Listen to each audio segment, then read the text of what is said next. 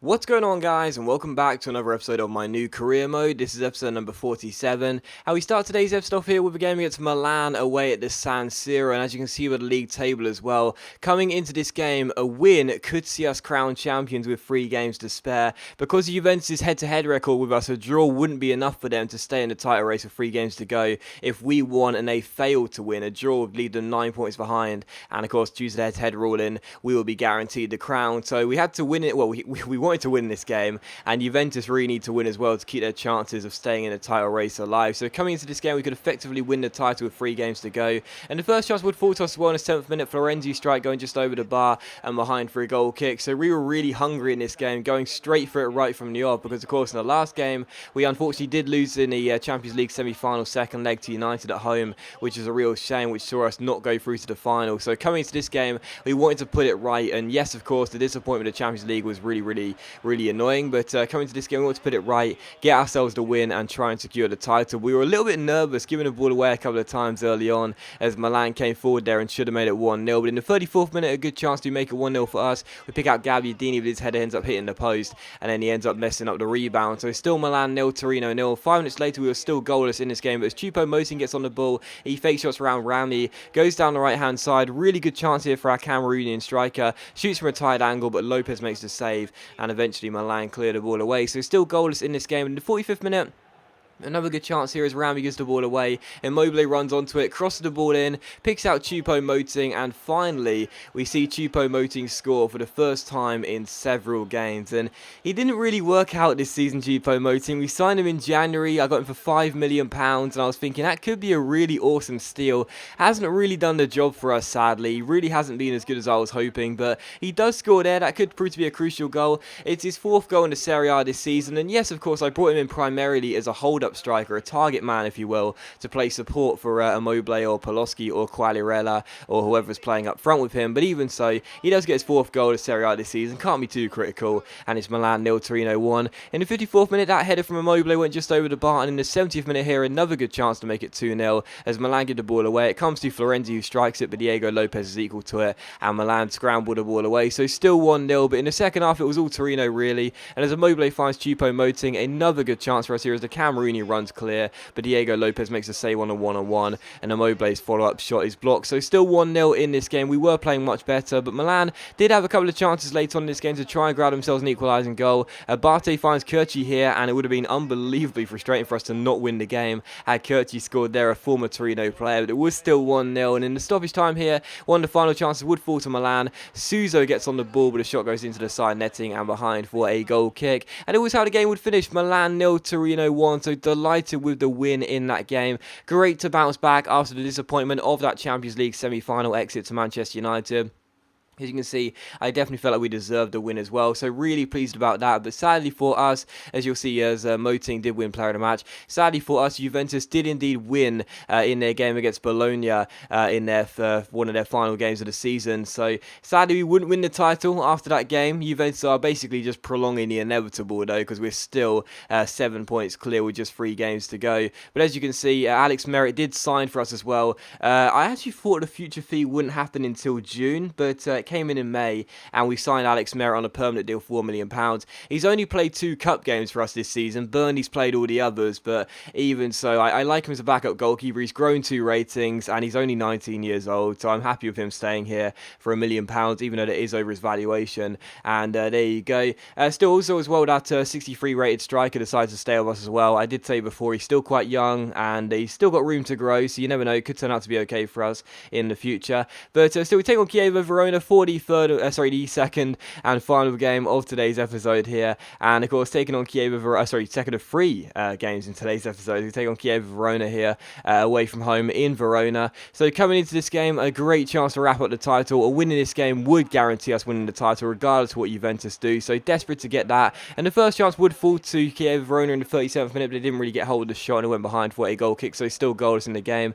And just for half time, our first chance of the game fell here. Florenzi finds Nicola Muru, cuts cuts inside to shoot, but our shot was even worse, and it's still goalless. So both sides having a chance each in the first half, but the shots were really poor. But in the second half, 12 minutes after the restart here, Hakan finds Nicola Muri, who plays it through towards Immobile. As Gulam here gives the ball away towards Baraghi, he's tackled by Immobile. Poloski plays it back inside towards Immobile, and Bazzari makes a really good save and keeps it goalless. So still 0-0 in this game from the corner. Hakan Çalhanoğlu standing over it. Good chance here to make it 1-0. He crossed the ball into the centre, looking for a teammate. Tried to put Bazzari off here with a crowd to keeper set-piece tactic here. It goes into the centre, and it goes into the side netting and behind for another corner, as the deflection almost saw the ball go into the bottom corner. So still goalless from the other corner here.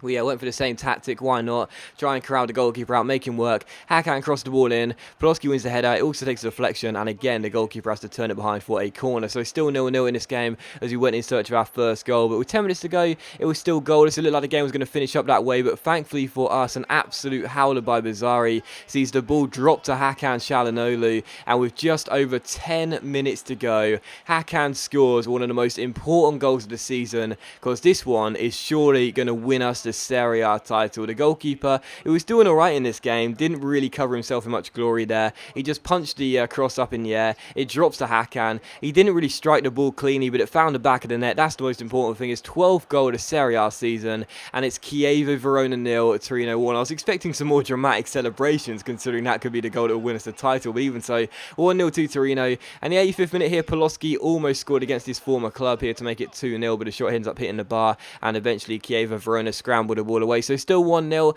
and that was how the game would finish. So the celebrations were a little bit lackluster, to be honest, but that win did indeed see us be crowned champions. So absolutely delighted about that. As you can see, I felt we deserved it in the stats, despite Chievo Verona having a little bit more possession here. I felt we deserved it, to be honest. Hakan was my man in the match for getting the only goal of the game, and there you go. As you can see, though, Juventus didn't play until later, but it wouldn't matter. We knew we were going to be guaranteed to win the league because of the fact we were too many points ahead of Juventus with just 2 games to go. So as you can see, here's a look at the league table. 2 games left. Juventus are 9 points behind us, which means we have been crowned Serie A champions.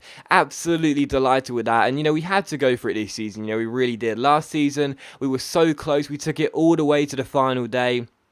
But sadly, Juventus just had a little bit more than us.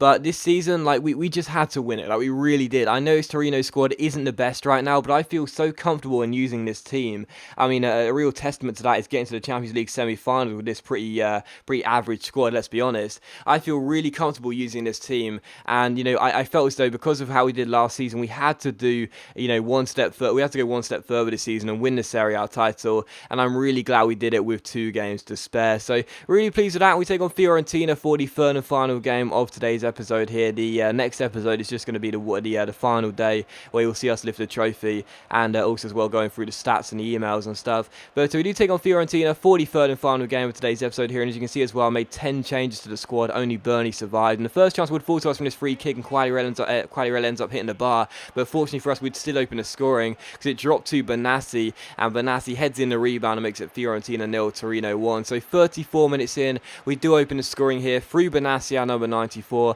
getting his second goal of the Serie A season, and Quagliarella almost scoring a great free kick, but thankfully for us, Benassi, first to react, runs onto the loose ball, heads it in after the bounce, and puts the ball into the open goal. So Fiorentina 0, Torino 1, Benassi with the goal, his second in the Serie A this season, and it's 1-0 to Torino. In the second half, 10 minutes after the restart, a good chance to make it 2-0. Zardes gets on the ball here, goes down the left-hand side, tries to take it round his man, loses the ball but wins it back. Still Zardes on the ball, shoots from just inside the area. The goalkeeper makes a save, and Choupo-Moting, it's just not going to fall for him this season, is it? Ends up winning the header, but it hits the bar, and Fiorentina clear. So, I really do want the guy to succeed, but it's just not working out, and I think we'll have to look to sell him next season. He just cannot seem to score the goals we want him to, but it's still 1-0, but from that, Fiorentina gave the ball away, and it came to Zardes, and he really should have made it 2-0 himself. He didn't really get hold of the shot, and eventually the rebound went straight to the goalkeeper, so still 1-0, but in the 85th minute, it was still 1-0 to Torino.